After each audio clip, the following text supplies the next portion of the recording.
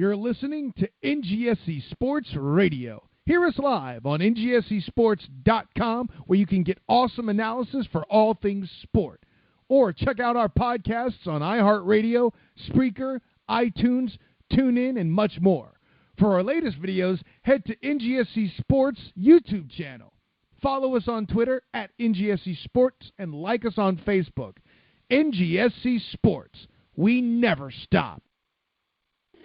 Hello, my name is Darrell Wilson, and I'm a fantasy footballaholic. I am the host for this episode. Welcome to Fantasy Football Addicts Support Group. This is an open meeting of fantasy footballaholics.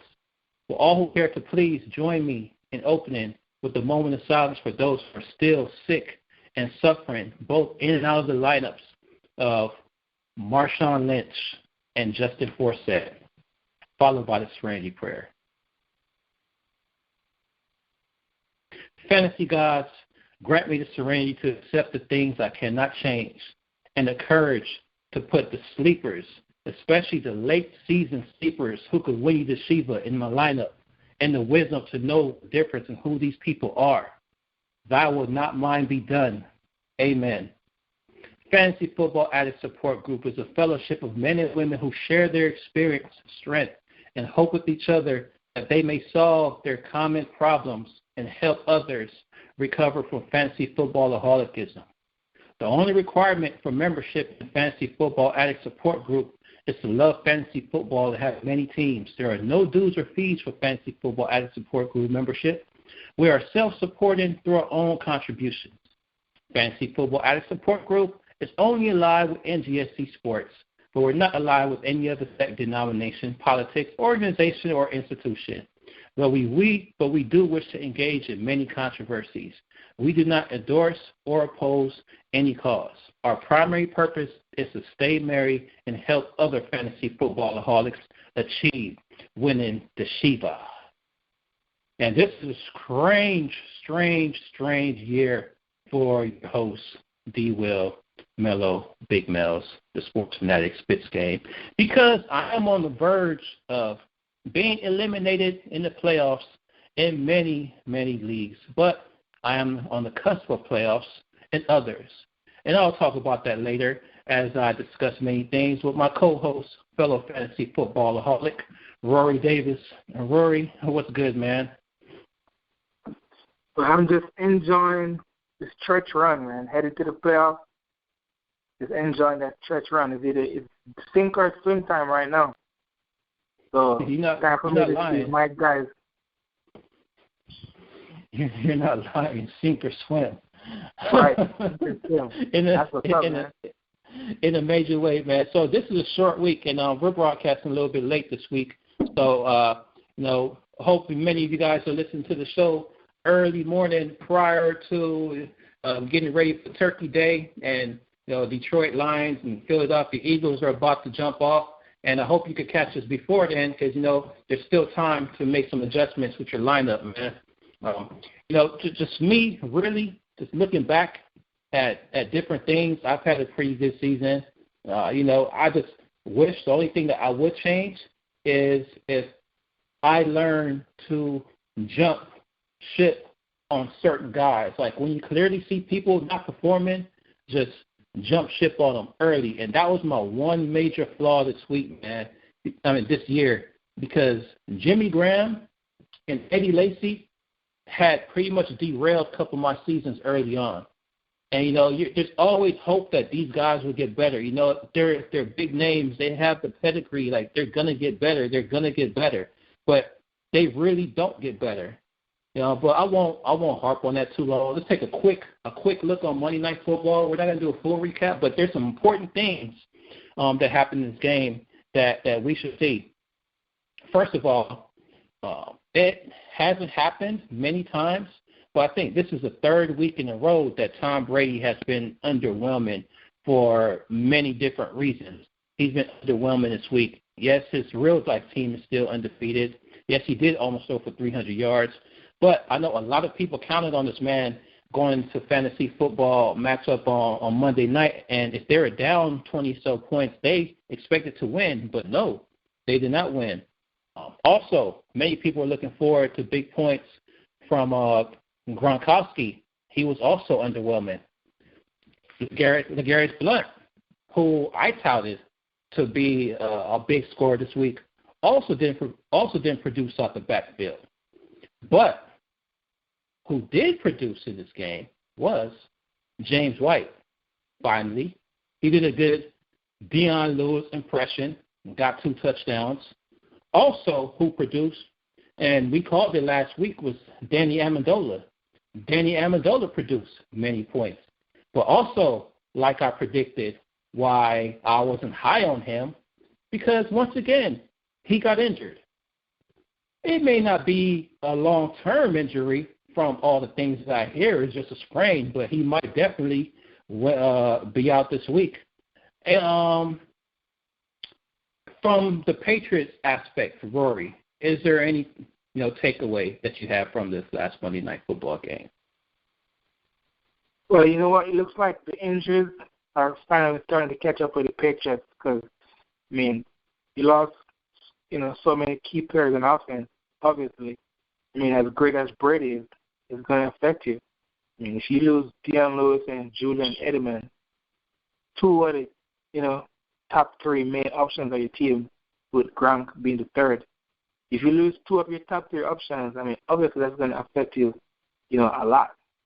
And, we're starting to see that right now. So, I mean, a month ago, Brady was a surefire, runaway, number 1 overall quarterback, 30 points each week. But right now, with the injuries, it's not looking that way. Right now, you might want to have Cam Newton right now over Brady right now. Maybe even Carson Palmer right now over Brady. So, I mean, it just, show you how quickly things can change in the NFL. Maybe even Blake Bortles. Right. But, yeah, like I said, Brady isn't the done dollar right now. But I still think he's top 10 fantasy. On the other side of the ball, Bills pretty much double-teamed Gronk and just tried to make the Patriots beat him other way. Surprise, surprise, Carlos Williams is not an automatic touchdown every week. He did not get a touchdown this week, which kind of really did surprise me. The only dependable player on this Buffalo team really is Shady McCoy, and, he did his thing. He's going to get his 100 yards and maybe a touchdown total overall. Sammy Watkins remains a boom or bust, and he's been a lot more bust than he has been boom. And that's the trouble, because you never know when he's going to have that game and explode. But he's really not in my circle of trust. But this time of year, lineups are getting real thin, my man. Like, they're getting real thin, and at some point, some people might actually have to use Sammy Watkins. Because I run across a dilemma if I'm going to play Watkins or if I'm going to play Allen Hurns. Because Allen Hurns, destroyed my circle of trust last week, where he barely caught a couple balls for a couple yards. Yeah, he was hurt, but he's going to be hurt for the rest of the season. Many takeaways from the Buffalo Bills side. Well, I would just disagree with you on Sammy Watkins, because I think he's an elite level talent, just like physically. I mean, as far as the whole package, maybe he's not there yet. Maybe he's not as polished as, let's say DeAndre Hopkins or even Larry Fitzgerald, even Des Bryant. Maybe he doesn't have all those skills, but the talent is there. And I think if Tyrod Taylor can get his act together and start throwing the ball like he was throwing it in the early part of the season, then I have no problem playing Sammy Watkins over somebody like Allen Hurns. Because I believe in Sammy Watkins, his abilities. I just think it's just bad quarterback play that he's been suffering from. So if Tyrod, ever gets it together, I mean, Sammy Watkins is a high-end wide receiver, too, for me. You know what, man, Rory, we got 2 games left in most regular seasons. Most fantasy regular seasons are only 13 weeks long. Some have 14, some only have 12, but for the most part, there's 2 games left. There's absolutely no time for fooling around if you're in a playoff hunt. There's absolutely no time for fooling around. Last week we discussed about handcuffing players, but, there's something that I want people to, really pay attention to. If you're a fantasy footballaholic, you cannot afford to not pay attention to injury reports. pregame, especially on a Sunday. And tomorrow you definitely better pay attention to see what's going on with these teams. You always have to check who's going to be active or inactive about an hour before pregame. And especially around the 1 o'clock games, you really have to pay attention. Make sure that you have the mobile app.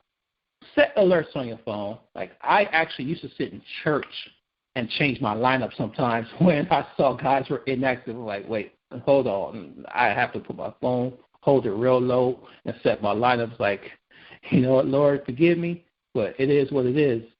And what I typically like to do is I play around with the flex position a little bit. A lot of times I hear these experts and they talk about, I have put this guy in your starting lineup and this guy in your flex.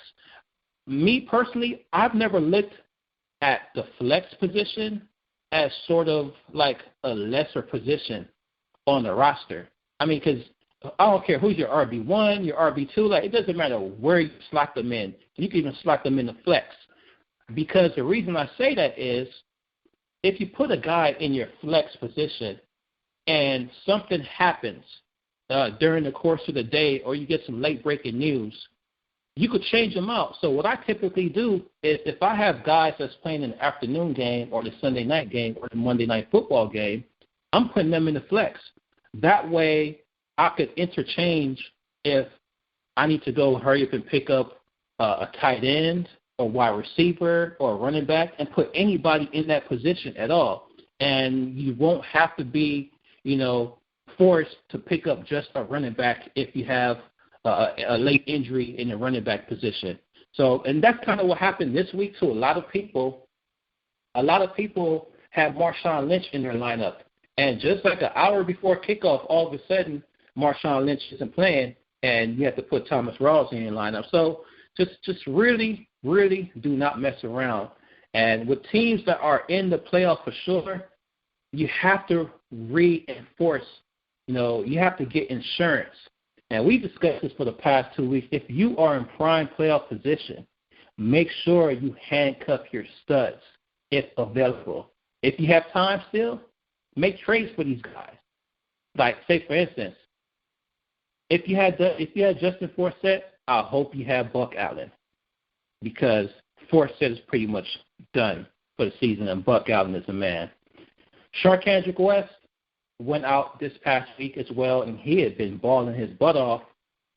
And Spencer Ware is now in tow, but we don't know 100%. We're still waiting on it, but it's likely Spencer Ware is in. We didn't know Spencer Ware was a handcuff or not, but you need to pay attention to these kind of things. So Marshawn Lynch, like I just mentioned, Thomas Rawls, and you got to have Thomas Rawls in there. And, a lot of these guys, like we've talked about this before ad nauseum, you never know who is going to bust late in the season. Every single season, towards the end, guys come out of nowhere and win championships for people. And it's looking like, and I know you feel real strongly about Thomas Rawls, like you think he's a championship winner for most teams. Am I right? Most definitely. If you got Thomas Rawls last week, or if you had him before, I think you have to be, over the moon with happiness and joy right now. Because, we were talking off here earlier. I really think that Thomas Rawls, can be the difference between winning a championship for you right now. He's that kind of player. And, I don't have any professional NFL experience more than besides just loving to watch football. And from what I saw last week and the week that he blew up previously, I've seen enough for me to know that he's the real deal. This guy has great vision as a running back, great explosiveness, and, great burst through the hole. And for a team that likes to run the ball as much as Seattle, over 20 times a game, added in catches out of the backfield, he's a top 5 running back to me the rest of the way. Top 5. There's Gurley, Peterson, Freeman, right? Peterson, Gurley, Freeman, and then I would put Rawls right there 4, and then Ingram 5, you know what I mean, right now?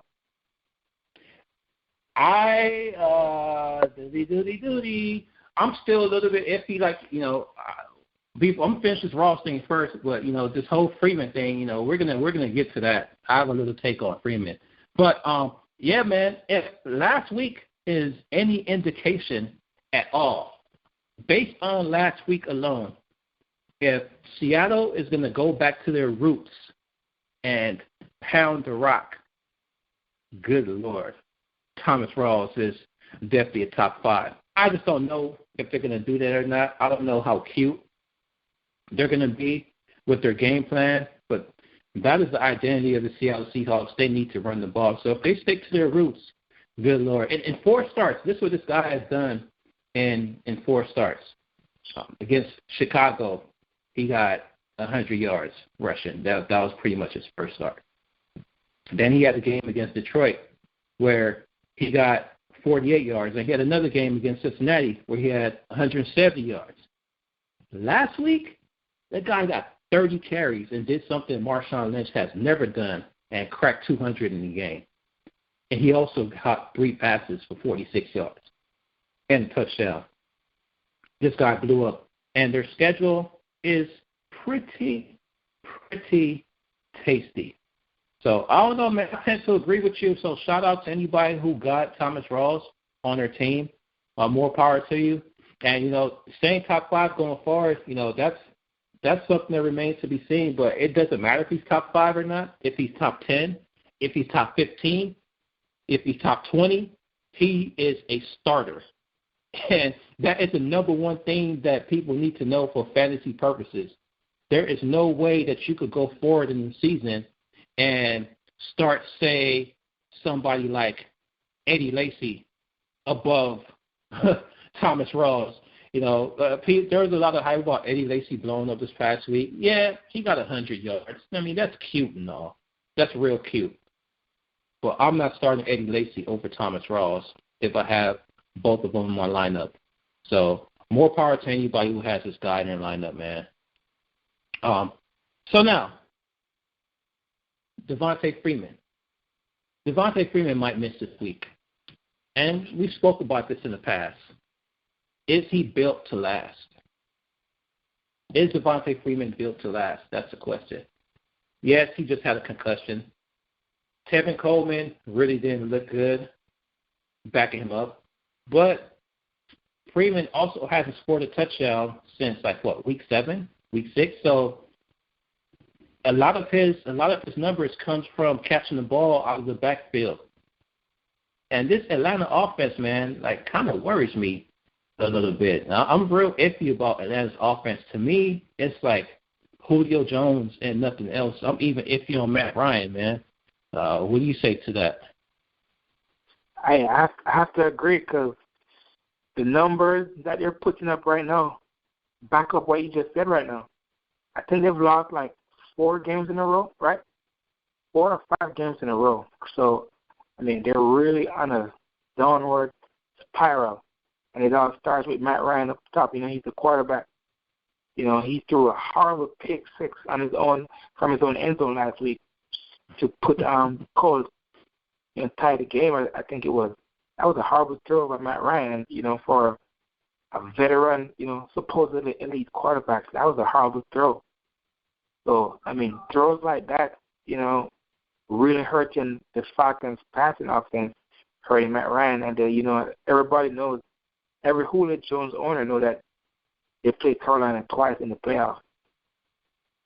They played Carolina. They played Josh Norman week 14, week 16. So, I mean, of course, you're not going to bench Julio, but I'm just saying, he's not really blowing up at the moment, and then he has tougher matchups coming up. So, maybe there is cause for concern, or maybe it's just a phase, If you're a Julio Jones owner, you hope it's just a phase, and then he comes out of it and starts playing like Julio Jones. Because right now, he's playing not even close to the level that we're used to seeing from Julio Jones. I don't agree. I don't agree with that. Julio Jones, regardless, he hasn't been getting touchdowns and whatnot, but he's still producing regardless of all the Matt Ryan nonsense that's been going on, Julio Jones is still producing week after week, especially in the PPR league, because he's getting major targets. So last 3 games, he's had 160 yards, 130 yards, 162 yards. He's just not getting the touchdowns. He's getting over 15 targets for the past 3 games. He's averaged 15 targets and getting 10 catches. So I don't think it's a problem at all with Julio Jones. It's just the rest of the offense that I'm worried about. Matt Ryan pretty much has tunnel vision when it comes to Julio Jones, and that's one of the reasons why the offense is bogging down a lot, because he just looks to Julio. My problem is he doesn't look to Julio enough when it comes to the red zone, and that's where the offense really bogs down. And for some reason, he decides to try to throw to other people and throws interceptions. Like, I'm so done with Matt Ryan right now. He's overrated.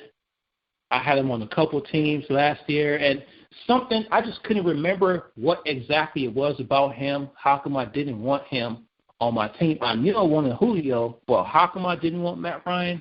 Now we're seeing it. And by the way, they lost 4 out their last 5 games, and they actually should have lost the last 5 in a row because they only scored 10 points against the Tennessee Titans.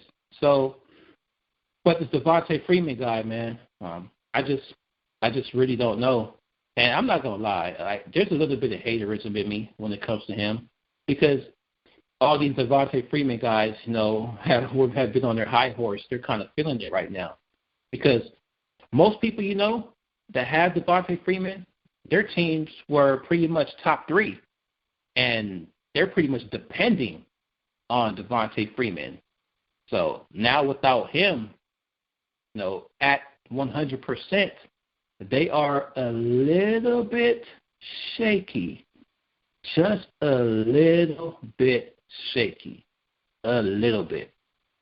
All right, man. So what's your take? What's your take on Buck Allen? Is Buck Allen the real deal? We've only seen a little bit of him, as far as but as far as him taking over and handling the full load, I've heard a lot of things about, they don't have a good schedule coming up. Matt Schaub is a quarterback. They don't have any other wide receivers. They're going to stack 8 in the box. If you were a Buck Allen owner, would any of those things concern you? Not at all. Doesn't concern me one bit. Because you know what? The bottom line is this. You already know. I mean, he's a starting running back in the NFL. Mm-hmm. That's the bottom line. So it doesn't matter what the defense is, doesn't matter who they're playing, he's going to get over 20 touches a game, and that's every game going forward.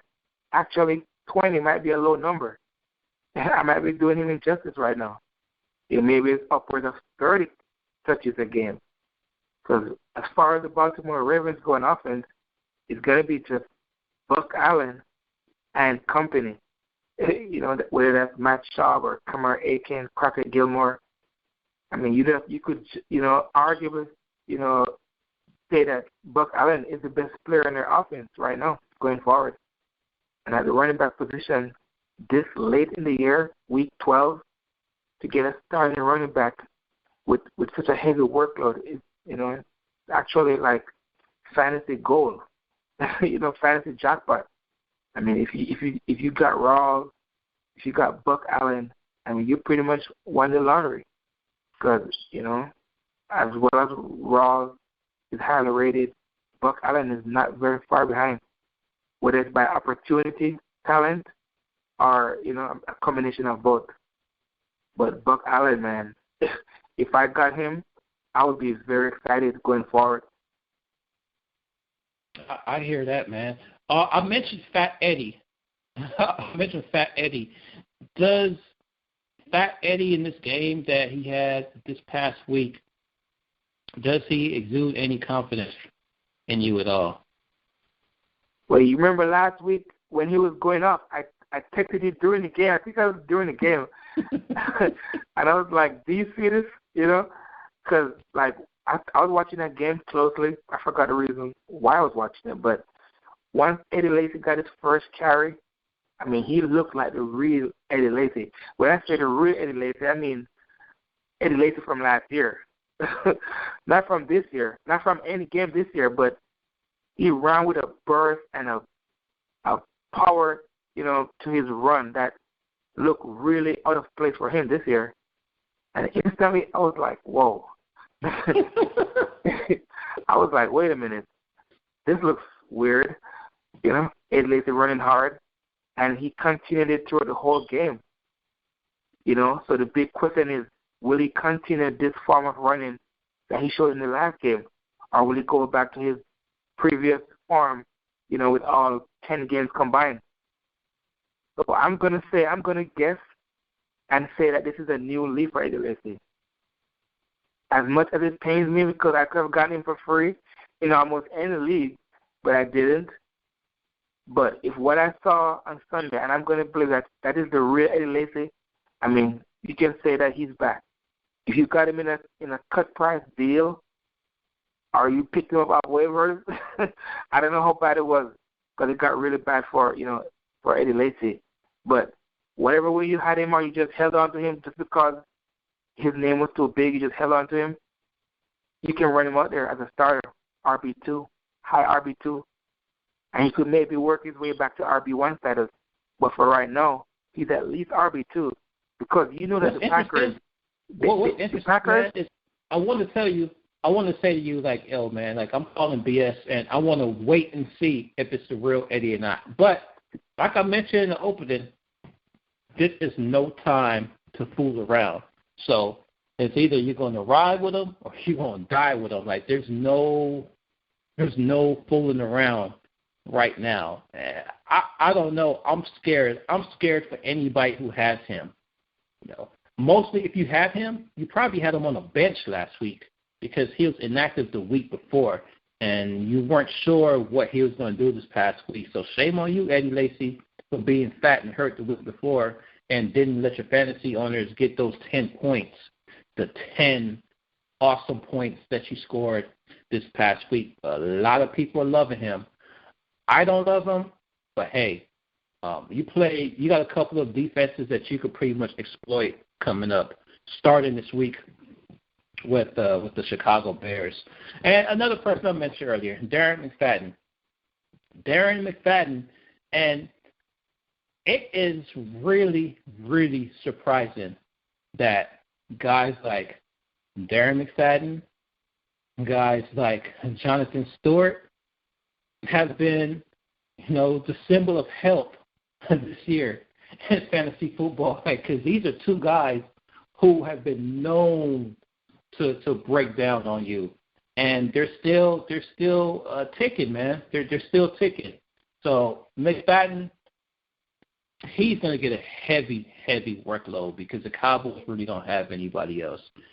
Yeah, he's going to cede a couple of carries to Robert Turbin, but that's only when he gets tired because they do not trust Robert Turbin. He just got on that team. McFadden, if you have him, ride with him, and if he breaks down on you, like, those are the breaks. Those are the breaks. But if you do have McFadden, if you're a McFadden owner, if the opportunity presents itself, most definitely pick up Turbin and just have him, laying in the wallow waiting. It's interesting, man. Like, are you surprised that DMC is the guy that everybody is relying on right now? That's probably one of the most surprising stories of the whole season. The whole 2015 season has been, McFadden's reliability and his health. And that's a big surprise to me. And I know everybody in Oakland, they're surprised. When he was in Oakland, he was never healthy. I mean, every year that he has been at the Raiders, he's been hurt. And that's a fact. I'm not even, trying to be exaggerating. I'm sure every year he's been hurt. And this year, he's been banged up a little bit, but nothing, where he's missed, games. And he's getting over 30 carries a game, each game, whether it be catches or carries. He's just, pounding the rock. I mean, that's unbelievable. So McFadden, there's no concern with him. The only concern is injury history. And so far this year, injury hasn't been a concern, so I wouldn't be too worried. Yeah, interesting. Hey, just real quick, since I'm talking about McFadden, somebody sent me a text earlier. And, it's strange. This has to be very, very important because I never, ever hear from one of my friends. And he's like, hey, man, he says, this is an important time of the season. I was like, I need your advice. And after, there's no how you doing or none of that. It's like, hey, man, it's an important time of the season. I need your advice. Pick one. Eli Manning, Tony Romo, or Matthew Stafford. What would you say to that? That's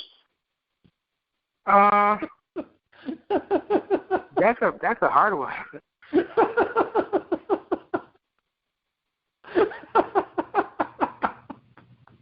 I mean, maybe Romo. Maybe Romo. You got Eli Manning on the road. You go with Romo? Maybe Romo, yeah. I mean, even though the Panthers, the Panthers are good, they're good defense, but they're going to score though for sure. So you go. So you go with Romo in the second week back. You know that Dez Bryant is going to get at least one touchdown. I mean, I know Josh Norman is great, but I believe Dez Bryant will get at least one touchdown.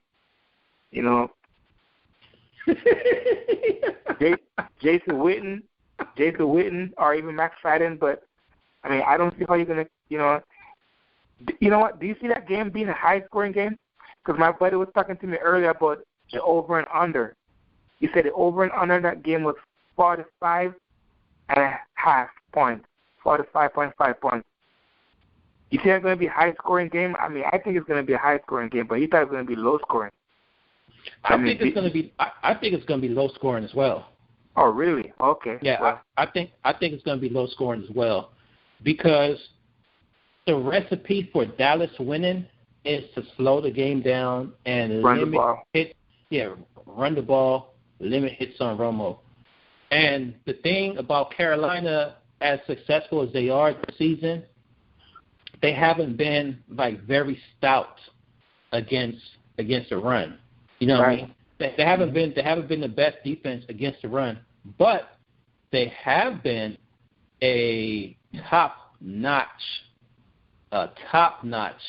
pass defense. And we all know that starts with Josh Norman. So if Dallas could run the ball, and their defense isn't a pump either. Dallas does not have a weak defense by any means. So Cam Newton, I don't see a whole bunch of points with Cam Newton, but Cam is going to be Cam and do his thing. So I think it's going to be a low-scoring game. Of course, I had mentioned this earlier this week, talking to one of my buddies. I said this might be the week that Carolina loses. I'm not predicting a Carolina loss. I think Carolina wins, but this is a very, very tough bump in the road for them. They cannot overlook Dallas. In Dallas, Romo's second week back, it's gonna be a doozy. So if there's any game on their schedule that they have to look at, is this game. But fantasy football wise, this is also probably the toughest game on their schedule for the rest of the season. Because when you look at the rest of the season for Cam Newton and the Panthers, they have the Saints after this, then the Falcons, then the Giants, then the Falcons again. And it's cake. It's cake after that. Hey, you know what? This game, though, this game is a big game because the Cowboys are actually favored to win this game. Yeah. I believe they're favored by 1.5. So you're going to ask yourself, how can a team that's 3-7 be favored over a team that's 10-0? So a lot of that has to do with the public perception and the public favoring Cowboys to win. Like, there's a lot of Cowboys bettors in Vegas. So teams like the Cowboys and the Patriots and the Packers are always going to get a little extra something on that line. You know what I mean? Because the bet automatically is going to sway to those teams. So that's one of the reasons why they're slight favorites, because of that. Had this been the same team with a different name, it'll probably be even. You know what I mean? It'll probably be even, or Carolina will probably be favored on the road. But, for the fact that Dallas is a home team, and they're Dallas. That's why they're favored slightly. I think they'll win though. I don't want to join the whole. I think everybody's saying Dallas is going to win, and the mainstream is saying that. ESPN, all the big big companies. But I have to agree, man. I think Dallas will pull it out somehow, some way. They'll find a way. And Carolina, they've been doing great, but I think Dallas, man, they're so desperate. They need to win so badly, and I think they have the firepower. They can just pull it off. I think Dallas loses this game, but they still make the playoffs because this is the hardest team that they have on the rest of their schedule. Because Eagles are trash as well; they're 4-6, and so are the Redskins are 4-6. And unless the Giants is going to run away with that division, but you can't run away with with that team. So anyway, let's get back to fantasy football talk. And since we're talking about Dallas and Carolina, let's do a fantasy football preview for another one of those games. And, let's just stick with Carolina. I'll say another one. What's your take on Devin Funchess' sort of rise? Because there's been a lot of talk about him looking great in practice. And he's like the new Kelvin Benjamin, and he is at the point where they kind of wanted him to be at the beginning of the season, and he went through the rookie wall, and he's getting better. I know his numbers have been good the past few weeks, but what's your take on him? As a rookie receiver, we're into week 12. This is about the time, where rookie players, especially receivers, they usually start to get it. We usually start to develop later on in the year. So, if you're hurting at receiver, whether you lost Julian Edelman or you have some injuries, I'm not sure if he's a guy you can actually trust, but the one thing he has upside. He's trending upward. Cam Newton is throwing the ball as good as he ever has in his entire career. And Funchess, by default, is in line for a lot of targets. And he's now turning those targets into actual production. So as far as circle of trust, I'm not sure if he's in there. He might just be on the outside. But at the very least, he has upside. And like I said, he's trending upward. So if you're in a pinch, it's not a bad guy to throw out there. Like something that I mentioned earlier, if you're surefire in the playoffs, you want to handcuff guys or whatever. But this is also the time of the season where if you're sitting in 7th place, 8th place, and you need points, and you just have to throw caution to the wind. To me, Devin Funchess is one of those throw caution to the wind guys right now, because you could sort of see the progression of him over the past few weeks, starting to get more targets. He's starting to get trusted. Teams are sort of trying to lock down Greg Olsen. They're trying to stop the run, and Devin Funchess is a big, big target. He might have a big game this week.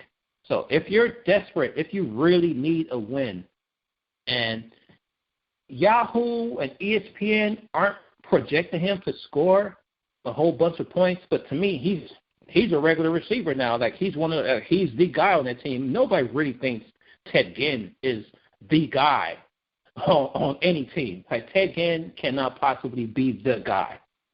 So I think Funchess has a big week, and I whiffed on him a couple of times. I had a couple targets this past week, and I couldn't get him in a few leagues.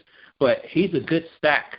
He's a good stack if you're a Cam Newton owner to get Devin Funchess, because he hasn't really seen the end zone a bunch of times, but it's a good one.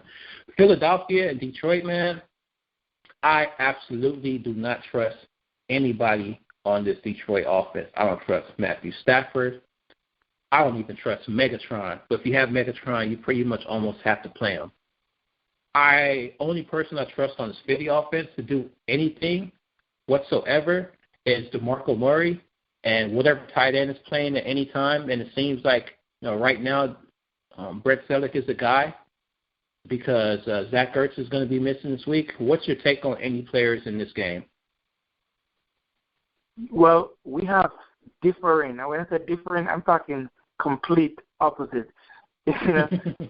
Complete opposite, because I have Detroit players doing well and the Philly players struggling. So we have, the opposite viewpoint and both of these teams. But I see Calvin Johnson and Matthew Stafford having a big game. Because we just saw Jameis Winston dissect Philly's defense or whatever defense they have for 5 touchdowns. So if Jameis Winston, who's a good look, good rookie QB at best, in the NFL, if he can throw 5 touchdowns against Philly, I mean, what could Matthew Stafford do with Megatron as his number 1 receiver? I mean, I look for all of Detroit's skilled players to do well this game. Matthew Stafford, maybe 3-4 touchdowns. Megatron, maybe 2. Ebron, Tate, or Abdullah, one of those guys will pick up the 4th or 5th touchdown. But, I mean, Philly, there's talk in the locker room that Chip Kelly has lost the locker room, and there's, there's a revolt brewing in Philly. The players are unhappy. Chip Kelly's system is failing everybody. It's crazy. So they have to look at a team that's about ready to implode. So another, bad loss to a team at Detroit. It might be some turnover in Philly, and I'm talking up top. It's going to be that kind of game. So, I mean, DeMarco Murray, I know he's done well or okay over the last few games, but he's going to struggle. Because remember, teams change during the year. And Detroit, they just stopped a great Green Bay team just last week. So if they shut Aaron Rodgers down, what can it do to Mark Sanchez? I was going to say something about that. They just stopped Rodgers, but they're like, Mark Sanchez, this should be, a walk in the park for them. And the Raiders. Rodgers was a couple weeks ago, and the Raiders last week. So, yeah, their defense has definitely stepped up. But 2 completely, different base teams, which both of those teams were generally, passing teams. Slade, the cornerback, has been playing well. But Philly is essentially, they normally run first. They're a high-paced team, but they're a run-first team. So we'll see if Detroit has what it takes to stop the run. Ryan Matthews likely isn't playing again. That's why I'm high on DeMarco Murray for this past week. This week, so I think he'll do well. Yeah, man. So pretty much, like I said, this is nothing really for Philly. I don't think they're a good team fantasy wise, but DeMarco Murray and the tight end, that's all I have for them. And the night game, which is Aaron Rodgers against the Bears. The Bears, man, have been playing good. They've been playing some good football, man. They have. And I've been quite impressed from the things that I've seen from the Bears. The backfield situation, fantasy football-wise, got a little murky this week with Matt Forte saying he plans to play. We don't know, what the split's going to be. So for everybody who had Mr. Langford in the lineup, and I know he's helped people win games over the past 3 weeks, I feel for you. Because you want to have him in the lineup, there's absolutely no way you could trust the amount of work that he's going to get. And you and I have spoken about this whole Langford thing, and should he be the guy? Is he still going to get work when Forte comes back? And at this point, man, the things that I'm getting out of Chicago is I really don't know. Because I don't see Forte splitting 50-50. If anything, it's going to be 70-30 with him and Langford. If Forte's healthy, they're going to run Forte. I don't know, man. If you're a Langford owner, would you trust to put him in the lineup right now? This is a serious topic. Well, if you own either of those guys, you're going to start them. That's the bottom line. That's where we are right now. With Forte having, higher upside based on his track record and his history, he's been the guy. And, Coach John Fox, the head coach, he's a coach that has a record with giving a preference to the veteran players. So, I'm playing against Forte in one league this week, so I'm hoping they cancel each other out. That's what I'm hoping for. And, you said it won't be 50-50, and I agree with that part, but I just think that, Forte is going to get back close to what he was before, maybe not all the way. But like I said last week, I think, 60-40. 60-40 is what we can probably look for as the most likely outcome. And for me this week, I hope it's actually, less or closer to 50-50, but I think both of these guys are going to cancel each other out and hurt their long-term value, going forward, unless, God forbid, Forte gets hurt again. But otherwise, the bad part about this, the bad part about this, Rory, is they're playing the Packers. Like, if this was some other team, I would say start both of them. But it's I'm afraid for anybody who has these guys. Oh, but this week though, this week against the Packers, I think the Packers are gonna roll. It's gonna we don't know. We think they're gonna roll. That's a scary part, because if the Packers are gonna roll, that means one thing, that they're gonna have the ball a lot. You know what I mean? They're gonna have the ball a lot. So how much opportunity is it gonna be for either of these guys on the other side of the ball to get fantasy points? So, I mean, I don't know. Like, I'm really, really stumped when it comes to this one. And if I have to make a choice, man, I'm not starting Langford, and I'm crossing my fingers and hoping Forte could get me 80 total yards and a touchdown, or some kind of garbage touchdown. I don't know, man. If I have Forte, I'm starting Forte. If I have Langford, and I don't have a better option, I'm still starting Langford. But I mean, if I have Forte, I'm not gonna be too worried about it. But either of these guys, they're a good bet for a touchdown in garbage time. Because if we think Packers are gonna roll, there's gonna be some garbage points there to pick up. For somebody. Maybe they're bringing Langford on the back end of the game just to kill the clock and get a garbage touchdown. Just to save Forte for next week. So you never know. Either of these guys could be something for you this week. But, hopefully, for my sake, it's a wash. One thing I missed earlier that I meant to touch on, that I should have touched on, is Spencer Ware. And it's really iffy. Oh, by the way, breaking news, Jarvis Landry has some kind of knee issue right now. So keep your eye on Jarvis Landry. He, if healthy, any of these Miami receivers have an excellent matchup this week, because it's likely Darrelle Revis is not going to play in that game. But he has a little bit of knee issue. Some of the beat writers aren't really worried about it. But, it's just something to keep in mind, and just watch it, and please pay attention. Please pay attention to what's going on in Miami. So what I forgot to mention earlier was, what's your take on Spencer Ware? If he is a starter and Charkandrick West can't go, what's your take on him? What's your level of trust in him? All I'll say is this: I'm not going to act like I'm a Spencer Ware expert, because I'm not. I didn't know anything about Spencer Ware until last week. But I tell you one thing that right. But I tell you one thing that I did see. I mean, I saw a guy that was making some great moves in the open field.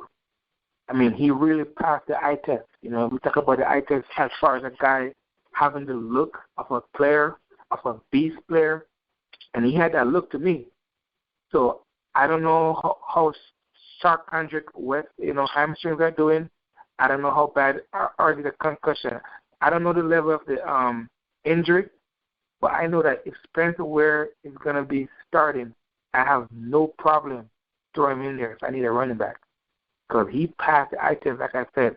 And if West is out, I have no problem putting Spencer Ware in there, even this late in the season, because he passed the eye test and he's going to get the volume. That makes him automatically, by default, at least a running back too. Buffalo, very stout against the run. But if Spencer Ware does get the start, I think you have to plug him in. He's one of those punt guys too that could definitely help get you to the playoffs if you have him in your lineup. So he definitely has to be somewhere on your team where you could put him in. Last but not least, before we go into the end of show wrap-up, man, the Denver Broncos running game, Sands, Peyton Manning, looks like a typical the prototypical Gary Kubiak running game. Those guys got yards last week, both of them. There was a lot of yards to go around for both of those Denver running backs. I mean, you saw Brock Osweiler. They ran the bootleg very well. They had absolutely no problem. And versus a surging Chicago Bears team that we were just talking about, the Chicago Bears have been playing very well, man. And both those guys got carries. Ronnie Hillman, I think, went over 100 yards, and C.J. Anderson, did the damn thing as well. So, what's your take on these two guys, man? And do you see Brock Osweiler progressing to be a better passer this week? Because they kind of dumbed the offense down a little bit, but 250 yards without Emmanuel Sanders was pretty impressive.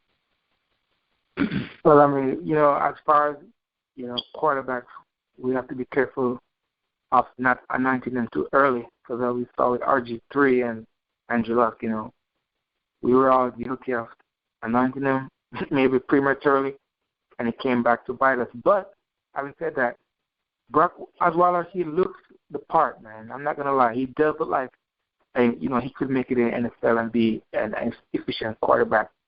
I mean, the offense actually looks better with Osweiler right now, because Peyton Manning, if you take away his name, he was actually one of the worst quarterbacks in the NFL, leading the league in interceptions. So Osweiler has come in and he's run the offense that the coach asked him to run, and he looks comfortable doing it. So I don't have a problem with the skill players and Denver going forward. Hillman looks like he's the guy.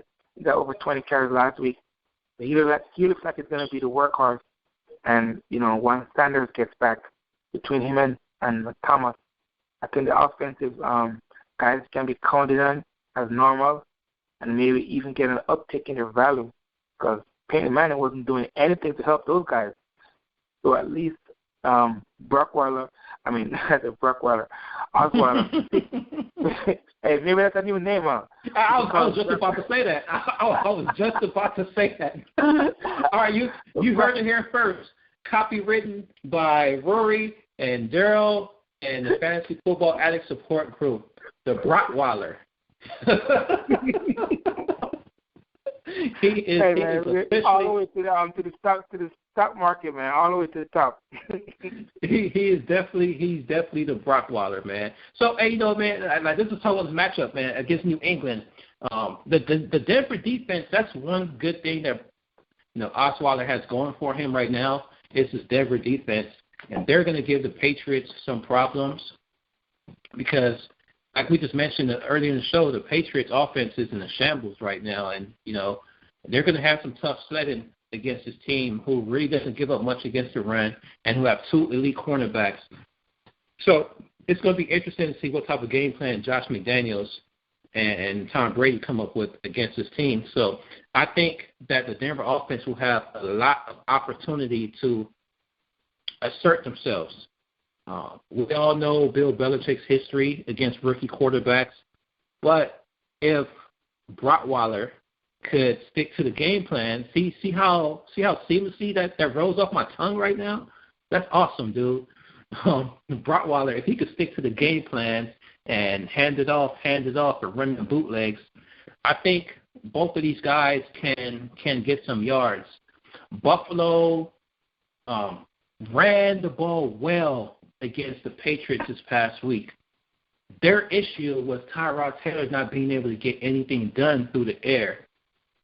The Broncos have way more weapons than Buffalo does. Vernon Davis and Demaryius Thomas. And hopefully if Emmanuel Sanders comes back this week, even their rookie Latimer, I think they could do some things, man. So go ahead. If you have Ronnie Hillman, you definitely have to start Ronnie Hillman. I don't know if he's going to explode or not. And if you have nobody else, I think C.J. Anderson is fine. He's a good third option if you're able to put a third running back in your lineup over a third wide receiver. I agree with that. I think both of the Denver running backs will do good. Hillman will do good, and Anderson might get a touchdown. So I say, you know what? Play both of the Denver running back with us there. I mean, I love both of those guys this week. And who else? Who else I think will do very well this week? I definitely think Vernon Davis will do very well because you're seeing it. You see the progression over the past few weeks where they're actually looking towards him. He's getting used to the offense. He knows what to do. So if this team has any chance to win, Vernon Davis has to play good. So if you don't have Gary Barnidge, if you don't have Tyler Eifert, if you don't have Gronkowski, Delanie Walker, if you don't have Greg Olsen, I may actually play Davis over Watson if I had a choice right now. Right. You never know what you're going to get out the Saints offense. Like, Drew Brees could go with anybody, but you're sitting pretty much at the top tier, of tight ends if you have Vernon Davis right now, and that's just my honest opinion. You're sitting right at the top tier because Jordan Reed. Is Jordan Reed going to play this week? I don't think he's going to play. Martellus Bennett, I think, is going to be out this week. So there really aren't that many tight ends. Austin Seferian-Jenkins is not going to play this week. Oh, I tell you what, though, I would play Delanie Walker over Vernon Davis, though. That's for sure. Yes.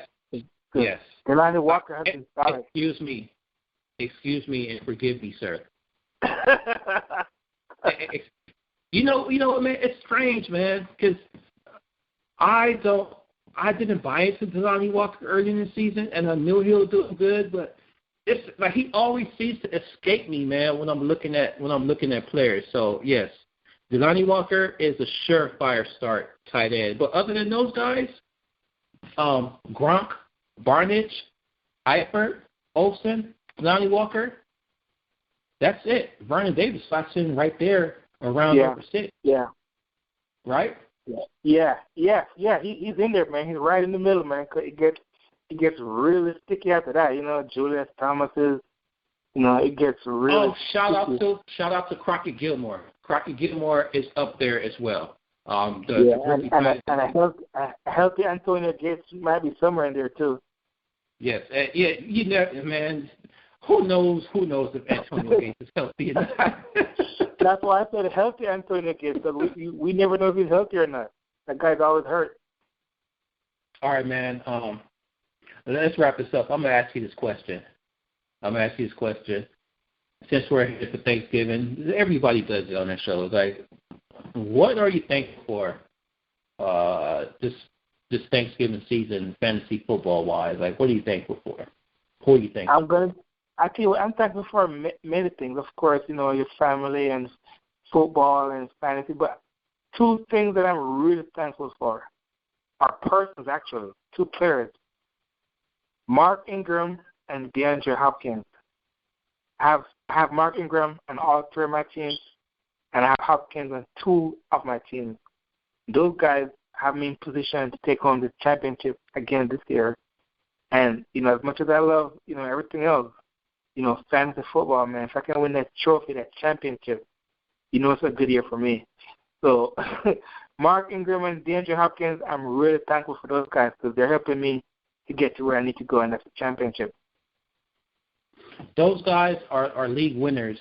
If you've been listening to the Fantasy Football Addicts support group from week 1 all the way on, pretty much week 1 and in our pilot show, we talked about the type of players that win you fantasy football leagues. And the type of players that win you fantasy football leagues are guys that you pretty much did not draft in the first round. You did not draft them in the second round. You may have gotten them late in the third round. If you got a guy late in the third round and they're a top 3 player right now, they're definitely a league winner, and that's what DeAndre Hopkins is. Mark Ingram, I know you could get him in the 5th or 6th round. And I'm not talking these puny 10-team leagues that some people still play in for some reason. I don't know why people still play 10-team leagues. If you're in a 12-team league, 14-team league, you got Mark Ingram in the 4th or 5th round, and that was damn good. And I mentioned last week, and I didn't really talk about it, he is the only player in fantasy football this year, especially the only running back, that has been considered a start every single week of the season, which he's been a top 20 running back every single week of the season. and DeAndre Hopkins is on top of the scale when it comes to wide receivers, right below Brandon Marshall. But those two guys, man, like, they're awesome. And salute to you, man. That's why your team is doing so well, because you got those two guys. And also, if you've got the guy that I'm very thankful for, Mr. Cam Newton. So Cam Newton was like QB 11, QB 12 in most people's draft boards this week. And, you know, I lucked up on him in the league where, you know, somebody decided to just talk him to me for some reason, and I drafted him in a couple of other leagues. And, like, seriously, early in the season, people did not want Cam Newton, and I'm not talking about you. I had a league where somebody traded me Jeremy Maclin and Cam Newton for injured Des Bryant, and I'm very thankful that they did that, because I was 0-3 at the time, and ever since then, I'm definitely in playoff position right now. But besides the whole Cam Newton talk, man, I'm just really thankful for fantasy football. And seriously, like, there's a whole bunch of BS going on in the world right now, and fantasy football is something that I can look forward to get away from all the shenanigans, man. And I'm very, very thankful that this thing was created. I'm not so thankful of all the little DFS drama that's been going on. I really hope they do away with DFS, but whatever, man. It is what it is. And this fantasy football, this year-long thing, that I'm an addict, and I'm glad that I'm an addict, because it's not always a bad thing to be an addict. You know what I mean? There's some things where you say, oh, you're an addict, like, this would be a bad thing.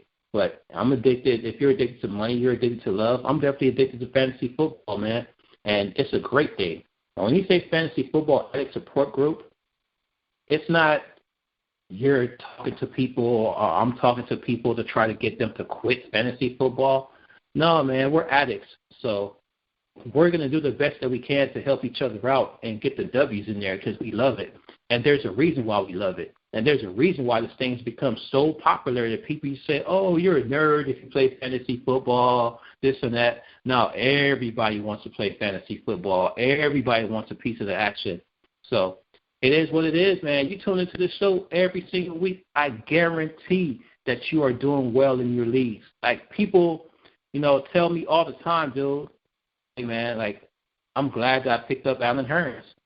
I'm glad that, you know, I got this guy or that guy. You know, it's also because a lot of so-called experts are afraid to mention people, man. And so it is what it is, man. So I'm just real grateful. I'm just real grateful for it. So once again, we wrap up another show. Good luck in what you do, whatever you do this week, whoever you decide to put in your lineup, and I hope you're brave enough to go get guys like Devin Funchess. And if you picked up Spencer Ware and he gets a start, put him in your starting lineup. Do not make the mistake of not playing him.